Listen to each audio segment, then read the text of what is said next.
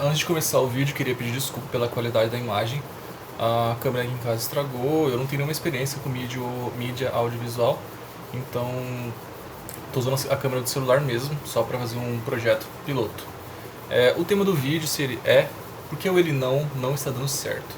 Mas antes de a gente perguntar por que o ele não está dando certo, a gente tem que pensar um pouco como que constitui o eleitorado do Brasil. Então, vamos pegar quem provavelmente irá para o segundo turno: Haddad e Bolsonaro.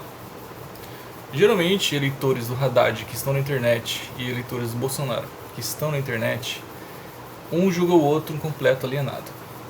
Mas, quando a gente pensa só nesse pequeno nicho que está nas redes sociais, militando diariamente, se você reparar, são pessoas que têm acesso à internet diariamente, pessoas que estão informadas dentro do seu grupo político, né? Geralmente não buscam tanta informação fora do seu nicho, e são pessoas que não tentam ver por que o outro está votando em tal pessoa.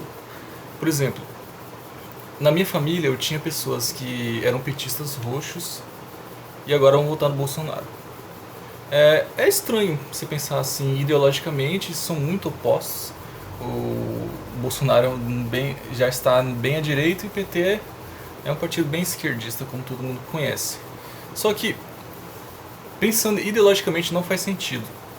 Só que para o eleitor médio isso não faz muita diferença. Vou explicar. Meus parentes, que votavam no PT, eles votavam no PT por um motivo simples. Quando teve aquele boom econômico, principalmente em 2006, no governo Lula, muitos deles conseguiram ascender socialmente. Alguns deles comprou casa, outros comprou carro, e eles associam o PT a esse boom econômico.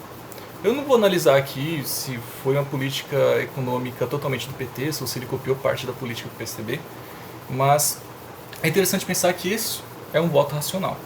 Uma pessoa que está votando em tal partido porque ele viu uma melhora. Só que, quando chegou no governo Dilma, todo mundo sabe, teve a crise que dura até hoje.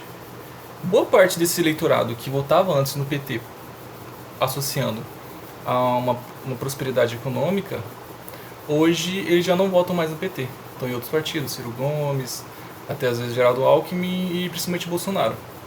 Só que o interessante você pensar nessa parte do eleitorado é que ele é um eleitorado conservador. Tipo, ele votava no PT não por motivos ideológicos ou por motivos de planos econômicos mais à esquerda. Ele não tem muita noção do que é esquerda e direita, ele sabe que é, alguns nem todos, mas é aquele cara que vota assim, independente de ser de esquerda ou direita, eu voto naquela pessoa que vai melhorar a minha vida. Só que, isso indo para um plano mais do Bolsonaro, o que esse eleitorado considera no Bolsonaro? Parte desse eleitorado, eles eram conservador não no estilo, não quando a gente fala politicamente, mas ideologicamente. Então, não errei. Não politicamente, mas sim aquele conservadorismo moral mesmo, não um conservadorismo político. Eu sei que algumas pessoas não sabem a diferença, mas existe. E geralmente é um eleitorado evangélico, um eleitorado que é aquele seu tio mais conservador mesmo, que bebe cerveja e é um pouco machista às vezes, nem sempre. Não vou julgar cada pessoa aqui, porque cada pessoa é um universo e não sou, quem cabe a mim falar que aquela pessoa é racista, blá blá blá, só porque ela vota tal pessoa. E esse eleitorado, eles acabou rejeitando o PT. E é um bug na esquerda, né? Que eles acabem votando em alguém tão oposto. Mas isso não é incomum. E quando a gente pensa em outros nichos de eleitorados que votam no Bolsonaro, você classificar eles como racistas, machistas e homofóbicos é um baita de um tiro no pé. Por quê? Porque essa é a mesma abordagem que foi adotada contra os eleitores do Trump em 2016 e não deu certo. Por quê? Quando você está conversando com uma pessoa e ela tá discordando de você por algum motivo político, ou ela vai votar em tal pessoa e você já ataca ela, tipo assim, você rotula, coloca o dedo na cara dele, você é isso, você vota em tal candidato porque você é assim, ela na hora vai se fechar e vai falar assim, Bolsonaro mesmo. Nem sempre a pessoa vai votar nele por causa disso. Às vezes o cara é racista, homofóbico e machista, sim, mas eu tenho certeza que isso é uma parte muito pequena do eleitorado do Bolsonaro e existe um eleitorado na esquerda que também comete essas coisas. É só procurar na internet. Só que a gente pensa que a campanha ela ataca o Bolsonaro principalmente por causa disso. Ela não ataca, por exemplo, o Bolsonaro por ele ser incompetente, ou por ele falar muito mal, ou por ele não saber política, economia. Eles abordam isso sim. Só que tipo aborda de modo tão tímido assim que parece assim que é tipo assim, 95% é machista, racista e homofóbico e os outros 5% não é isso. Uma coisa que eu vi interessante, um comentário na internet, não sei, nem sei se é verdade, eu vi um comentário na internet. O cara comentou assim: "Oh, eu tava na lotérica e uma mulher falou assim, Bolsonaro 17. Daí a mulher, uma outra falou assim, ele não, ele é racista. Quer dizer, racista não, ele é machista. Daí a mulher falou, eu tô pouco me lixando pra isso, eu tô querendo comida e segurança na mesa. Eu não vou discutir aqui se o Bolsonaro vai conseguir melhorar a economia. Eu acredito que sim, com o Paulo Guedes, mas não é o foco do vídeo. Ou se ele vai ser um exímio, melhorar a segurança, que tá um caos. Mas se você pensar, esses são os pilares do nosso país. Quando eu falei de pilares, né, eu estava falando no sentido assim, do que é mais importante agora e do que é mais discutido, nas redes sociais pelo menos, que não é tão relevante para a população. Esses pilares, vamos colocar assim, de machista, racista e homofóbico, eles são pilares mais discutidos na universidade e na elite cultural. Uma pesquisa que foi feita na USP sobre a manifestação do Ele Não em São Paulo, ela demonstrou que grande parte do eleitorado era universitário, de classe média e branco. Eu sei que na hora vai aparecer alguém e falar, eu sou mulher, negra e estou no Ele Não, etc. Eu sei, mas naquele nicho foi evidenciado isso, naquele grupo pesquisado. E eu percebo também no meu Facebook assim, que a maioria das pessoas que estão na campanha do Ele Não são universitários.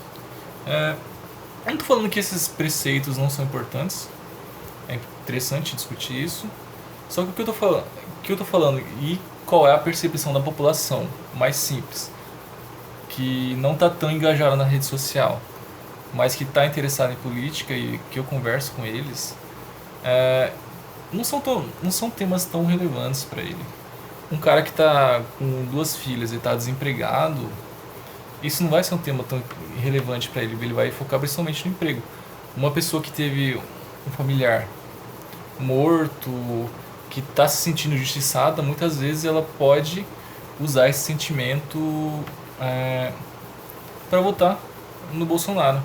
Então, quando você ataca essa pessoa que está votando por um motivo, você ataca ela por outro, você só fortalece.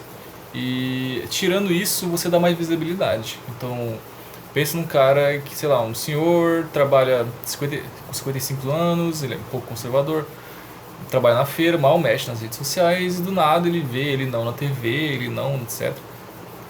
Daí ele nunca se interessar muito por política, assim, mas ele acaba querendo pesquisar mais. Sei lá, ele abre o celular, vai no YouTube e pesquisa Bolsonaro. Daí Bolsonaro tá falando lá, pau no cu dos bandidos. O cara vai votar no Bolsonaro. Então, essa abordagem, ela é muito bom pro grupo do lacre. Então, o grupo do lacre, que é uma elite universitária e uma elite cultural, eles se abraçam, eles falam, nós somos melhores moralmente que eleitores do Bolsonaro, ou nós somos melhores moralmente que qualquer outra pessoa que não vote no PT. Estou generalizando essa parte, mas isso desconsidera totalmente parte da população que tem um voto igual a ele. E não é à toa que na última pesquisa Ibope Bolsonaro cresceu mesmo com esses movimentos, justamente porque foi duas coisas: você deu visibilidade Você atacou as pessoas de forma agressiva que discordam de você, rotulando elas nem sempre. Eu canso de ver diversos motivos das pessoas votarem em tal político. Eu citei aqueles exemplos no começo lá só para deixar melhor mastigado.